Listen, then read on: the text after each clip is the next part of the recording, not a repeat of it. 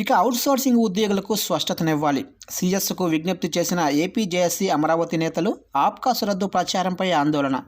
జీతభత్యాల చెల్లింపు శాఖలకే అప్పగించటం మంచిదే. ఇక AP corporation for outsourced services రద్దు అనివార్యమైతే ప్రత్యామ్నాయ వ్యవస్థ అంతకంటే మెరుగైనదే ఉండాలని ఏపీ జేఏసీ అమరావతి నాయకత్వం పేర్కొంది. అవుట్సోర్సింగ్ ఉద్యోగుల కొరకు గత ప్రభుత్వం హయాంలో ఏర్పాటైన సంస్థ ఆబ్కాసును ప్రభుత్వం రద్దు చేసి గతంలోలా ప్రైవేటు ఏజెన్సీలకు అప్పజెప్పాలని మంత్రివర్గ సమావేశంలో చర్చకు వచ్చినట్లు కథనాలు రావడంతో లక్షలాది మంది అవుట్సోర్సింగ్ ఉద్యోగుల్లో అనిశ్చితి నెలకొందని ప్రభుత్వం దీనిపై స్పష్టత ఇస్తూ ప్రకటన చేయాలని కోరింది.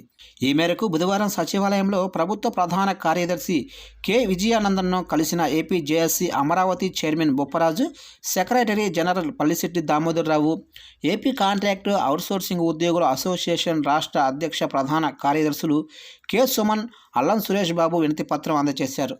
గతంలో ఏజెన్సీల తప్పులకు ఉద్యోగులు బలయ్యారని, కనుక ఏజెన్సీల వ్యవస్థను పునరుద్ధరించవద్దని కోరారు.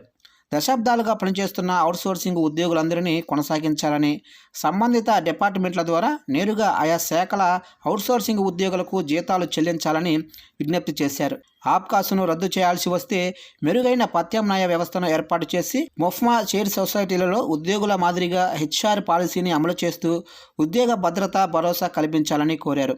అవుట్సోర్సింగ్ ఉద్యోగులను ఆయా శాఖలకు అప్పజెప్పాలనే ప్రభుత్వ నిర్ణయాన్ని స్వాగతిస్తున్నామని, ఎట్టి పరిస్థితుల్లో పాత విధానాన్ని అంటే ప్రైవేటు ఏజెన్సీలు ప్రోత్సహించకుండా చూడాలని కోరారు.